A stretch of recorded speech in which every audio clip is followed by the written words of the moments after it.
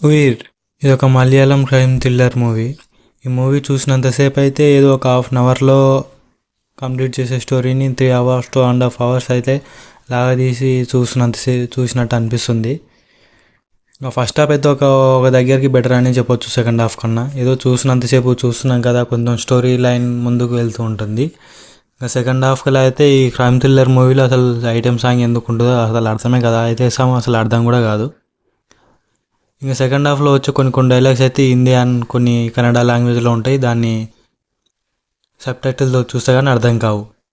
ఇక ఈ movie story విషయానికి వస్తే, హీరో అప్పుడే కొత్తగా డిపార్ట్మెంట్లో జాయిన్ అయ్యి తన ప్రొఫెషనల్ ప్రేడ్ని కంటిన్యూ చేస్తూ ఉంటాడు.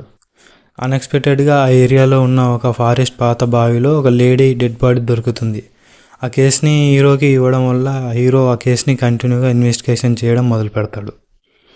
దాంతో అప్పుడు అతను అమ్మాయి ఎవరు చనిపోయింది, అసలు ఆ అమ్మాయిని ఎవరు చంపారు అనే దానిపై ఇన్వెస్టిగేషన్ కంటిన్యూ చేస్తూ హంతకుడిని పట్టుకుంటాడు.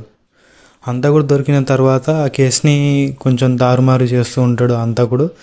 దాంతో మళ్ళీ రీఇన్వెస్టిగేషన్ చేసి హంతకుడితో అసలైన నిజాలు చెప్పిస్తుంటాడు.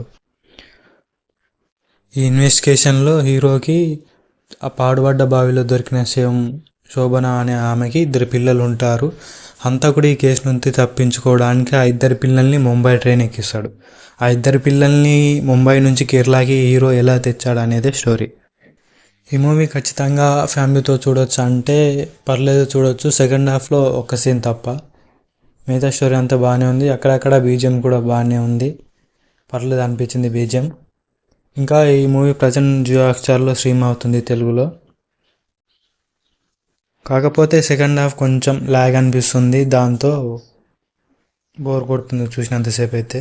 కానీ పర్లేదు, మూవీ అయితే చూడొచ్చు, 1 టైం వాచబుల్ అనే చెప్తా.